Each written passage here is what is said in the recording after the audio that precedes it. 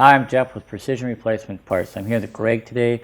We're going to tackle some common questions we get when installing a new door weather strip and the door doesn't seem to want to close correctly. Greg, what's one thing we could do? You'd first want to check the adjustment of the door in the opening, focusing on the hinges and then the rear latch for the handle.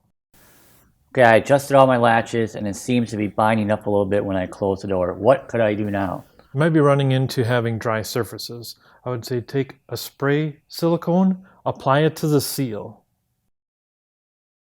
Alright, I sprayed on the silicone and now it seems like my door is just a little too tight when I close it. What's another thing I could do?